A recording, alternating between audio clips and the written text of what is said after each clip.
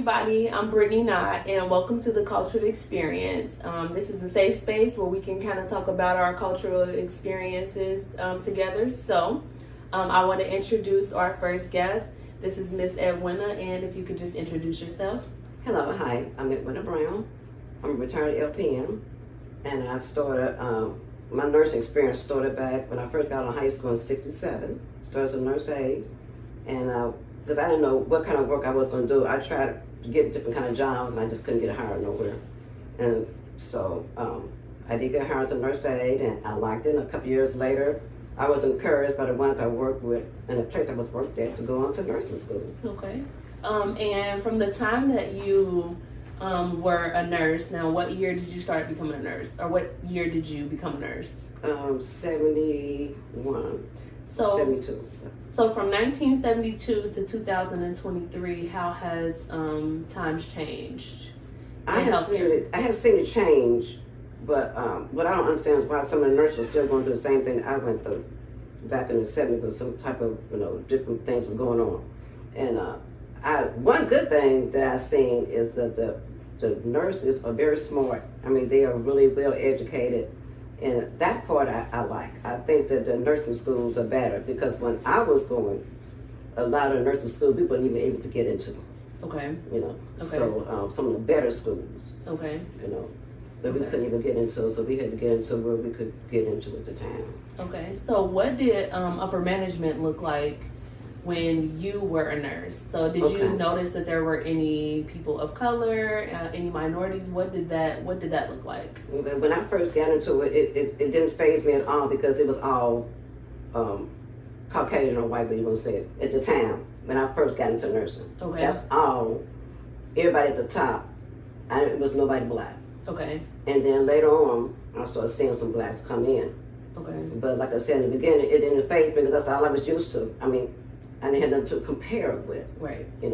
Yeah. And then I started hearing about different women going to school and different parts of the United States where people where black folks are going, getting good jobs and working in the upper management. Okay. And I said, well, how come I don't see nobody in upper management? And so when I became a nurse, I never thought I could ever get into upper management. Why would I? Because I wouldn't fit in. Now, but how did that make you feel? I felt bad at first, but then like I said, at first it made me kind of, I don't know how I felt because it's just so normal. It's just so normal. You just like you get up every morning, you brush your teeth. It's just so normal. You get up and you go to work, and you're not gonna see anybody in upper management that's black. Yeah. Yeah. So you started off as you said, well, was it called STNA at the time, or at the time it was called nurse aide. Okay, so you worked your way through the healthcare system, and then you became a nurse. Yes. And thank you for your services. We really appreciate it with all the contributions that you've had to healthcare. So,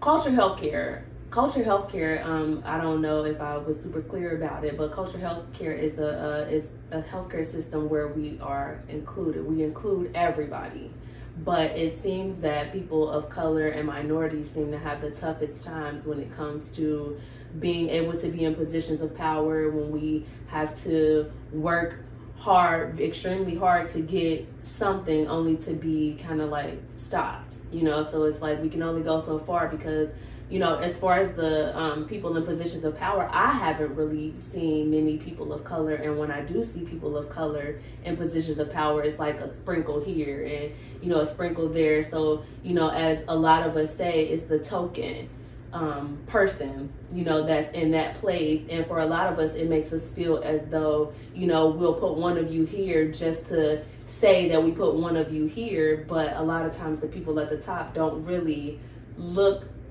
like it doesn't look diverse, right? And the people that we serve at the bottom, I guess we should say, are diverse. You see so many different cultures, but the people at the top don't look like us. So what do you think that we can do to change that? That's a very good question. I think the best thing is better education. We need to get these encourage these young people to go into nursing or some other part of it, doesn't have to be nursing, any part of the healthcare, I try to tell the ones I talk to, it's more to healthcare than nursing. You know, that's just a small part of it. You know, we need the technicians, we need phlebotomists, we need all that in order to make the hospital. You know, Absolutely. to get it. You know, so it takes all of that. So we need education. Definitely got to get that. And a lot of us feel like, oh, we could never do that, because I know a lot of people ask me, you know, you've been a nurse, been an LPN all these years. Why didn't you go and be an RN? I was not encouraged to go and be an RN. Nobody told me I could be an RN. It took me a lot to become from nurse aide to the LPN. Okay. The LPN to RN, that was like a fantasy. Okay. I was thought I could never be that. You know, and that's the thing for a lot of our people, especially people of color. You know, we don't feel like we can because we don't see people in those positions of power.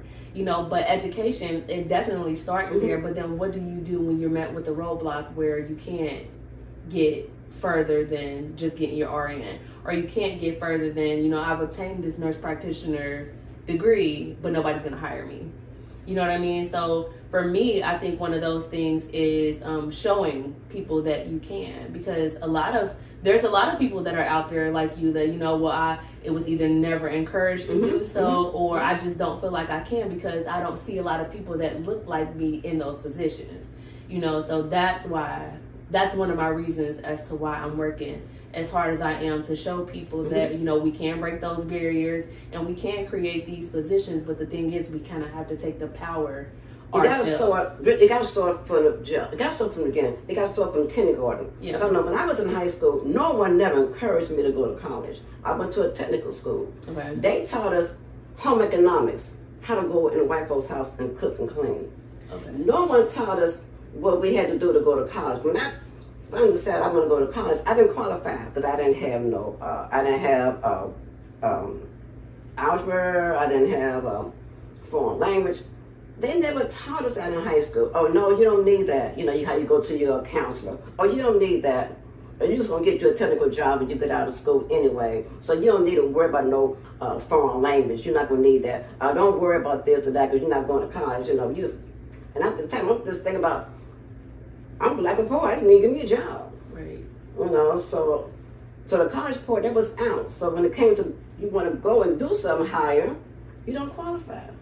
Yeah. But now, that's why I say they need to encourage kids, you know, younger, go ahead and do whatever it is take to get you into these positions. Yeah.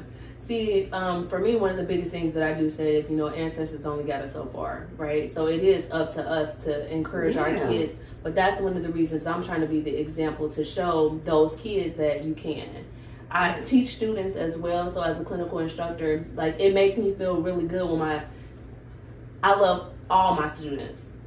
But I've had some African American students that have come to me and say, you know what, you really inspire me because we don't see, you know, African American females or males in a position just to be able to teach us, you know, and you motivate us and you teach us that we can do this too, you know. So we have to be able to see people in positions, but we also have to break the barrier from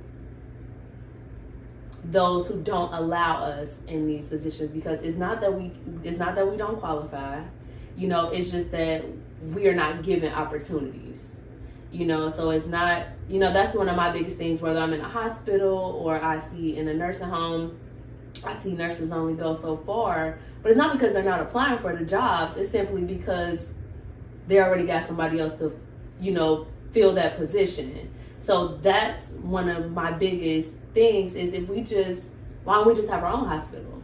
Why don't we, you know, because we can have qualified professionals in a position to be able to be the nurse practitioner or, you know, be the director or, you know, whatever it is we want to be, we can, you know. So yeah. I know when I was, even when I got into nursing school, there was no black instructors. The nursing and they did not encourage us, you know, they made us feel like you do good to get through this, you know, and we had to, I know for a fact, I had to study extra hard in order to get through. You know, it was like, I think it was like 13 of us or 20 something blacks that went, I think like 13 of us finally made it out. Yeah. Some didn't make because they get trained there, some had to stop because they had to, because the LPN's course, I was saying you could not work. Okay. You had 13 months, you had 1 week off for Christmas. Steady, and you could not work, and that's hard to do if you a black woman back then in the 60s, and you now I can't work, and I was working as a nurse aide, now I can't work, and they would try to slip and work anyway. They get called work and they got kicked out of school. It's all the money they put into that school, they lost it. Now, the program I went through, and it was, I graduated from a predominantly white college, university. There was only 4 of us who actually graduated, Wow. you know, and I would ask about the process, and the person who actually did the interview for me told me, well, they're just not applying. You know, people of color are just not applying, and I'm like, you know, I don't think that's it, because I've heard people try to apply for these programs and they just don't get in. So, you know, that's just one of the things we need to be able to stand up for us. We need to be able to have people that will speak up for us, because if we don't have the opportunities, we just don't have the opportunities, so we have to create them. So why do you think we need culture healthcare? I think it'll make everybody make us all feel better. You know, you could go to this place and go to this hospital and you can see people who is working there is going to take care of you. Yeah. And you know they've been qualified and they, you know, use whatever they take for them to get that position. You know, they're good, because I know when my son had he had got injured, and he had to have a hernia operation. And so his doctor name was, I can't say the name, but his grandmother said, oh yeah, let that particular doctor take care of him because he's a foreign doctor. So in other words, trying to say if he's a foreign doctor, I mean he had to work extra hard Right. to get in that position, then plus even get another kind of doctor. And that things like that, you know, it would bother me, like, this should be. We should all be able to afford to go to school when we want to go to school, if that's what we want to do. Right. You know, and then if you're doing something you really want to do and like to do, it's going to be good. You'll be really good then, and you can encourage other kids and other parents. And I think that'll work. I think a culture. I think it'll work. Okay. Well, I'm gonna sit back and watch and see what happens. yeah. Well, this is what we're doing. So we are working to be able to create those opportunities for those kids, minorities, white kids included, all kids. This is to include everybody, but we need a place where barriers are broken, racial discrimination is not a thing. You know, we don't accept that. So I haven't seen a place like that yet, so I'm working to create that. So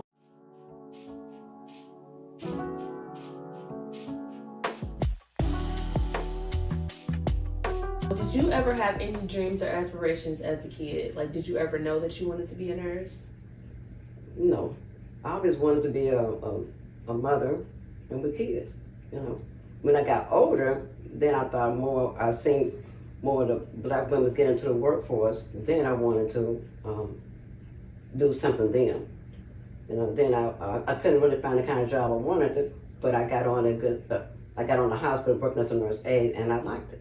Okay. Now, were you ever encouraged to be a nurse? Was that ever something that was pushed back then during your time? It was, but it was because back then they had a course for nurse aide, and then I done real good, and I was able to become a technical aide, and so I was doing all kinds of stuff. I was just I was just really good nurse aide, put it like that.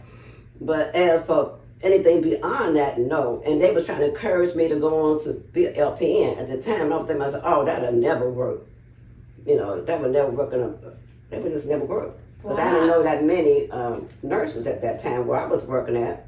Okay. And I did know a few, and the few that I did know, they were doing basically the same thing we was doing. They was like a half a step over the nurse aides. They weren't really doing a whole lot. The doctors, they didn't respect my calling for anything. It was always, I didn't see it. I know my aunt was an LPN and she wanted me to go on. So when you were in nursing school, how was that different for you versus, how was it different for people of color versus other nurses? It was hard because of the ones of color, you know, it was money was always an issue, you know, trying to make sure you got enough money to, if you be late, because you coming on the bus, as compared to some of us are coming in cars, and you get there late, they want to hold out against you, and then they would say things like, you just waste your time and money because you're not going to become a nurse anyway, and not to me, but then I heard them say it to. Well, it got back to me that they said it. Okay, so was there ever any rules that was different for you versus other nurses? They did not want us to wear afros. That was the style. They didn't. That was the biggest thing at the time, and they wanted us to shave our legs, things like that. And a couple of girls was downstairs dancing because it was somebody's birthday, and they said, "Y'all down there shaking like a jigaboo." What's a jigaboo? I was very upset about that when I went to my father, but I thought it was very, very, I thought it was terrible. But that was just a few. That was not, the majority of the instructors, it was very nice, but it was a few Okay. who really did not show us no respect at all. They just showed us respect because they was getting our money. There's a lot of the black students getting money from the government. Okay. And that was the only reason why they had us in there anyway. But other than that, for showing us any kind of respect or anything, not really. They didn't really talk around me a lot enough to go back and tell my father, or him being, with the NAACP, So it just made me feel. But after I got through theory and then we started going into the hospitals. That was different. Okay. After the 4 months of theory, then we started doing our clinicals in the hospitals.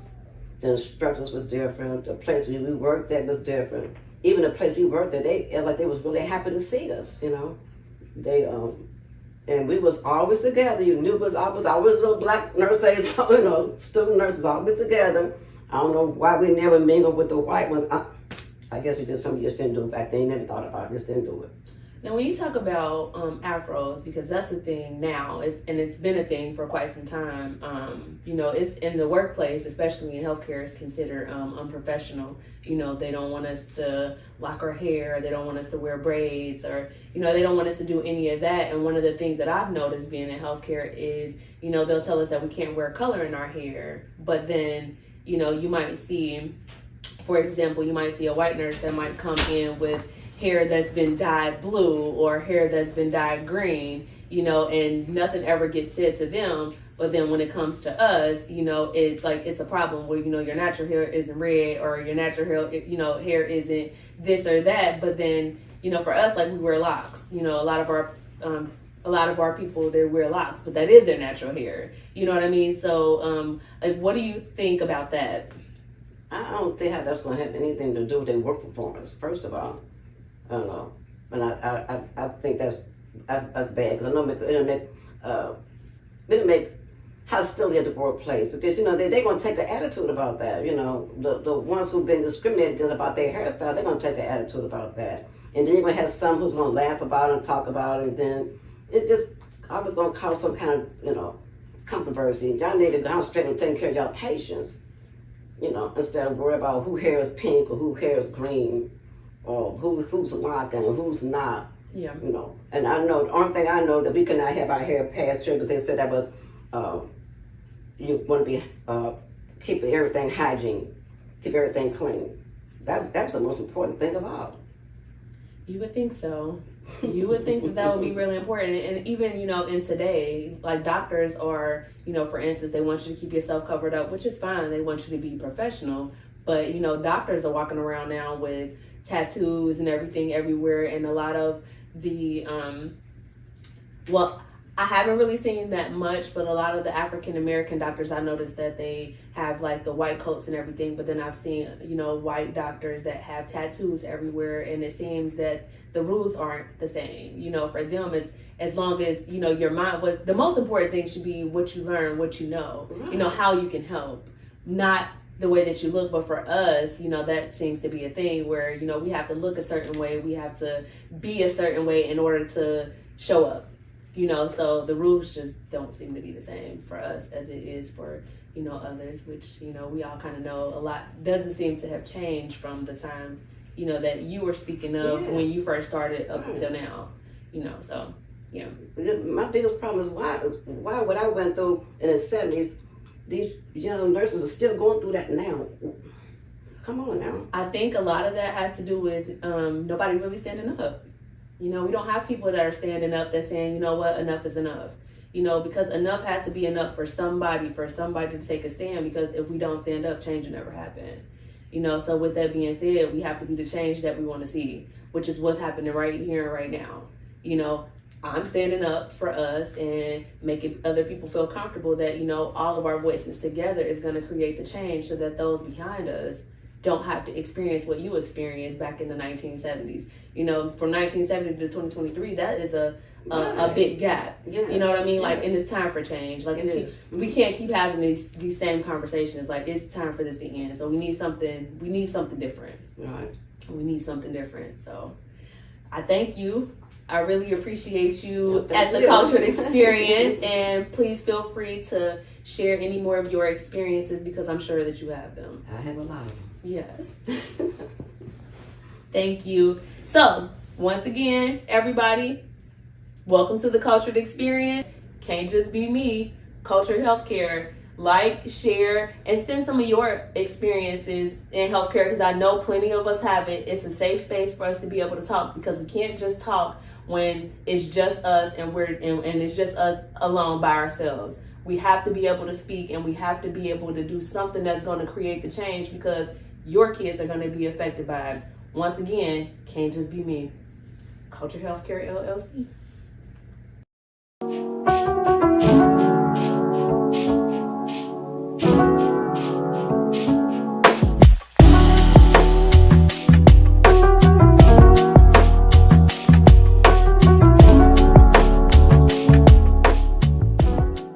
That's crazy. The code switching is my code switching right now. It's flawless. My code switching is crazy. It's flawless. Now I'm serious. My professional voice went to Harvard, bro. Like, my badge ain't enough. Like, it looked just like yours. You will never be good enough until somebody above them steps. Right. You get what I'm saying? Right. When I'm in that professional setting, I know that I'm held to a higher standard. High standard. No room for error. We Right. can't do anything.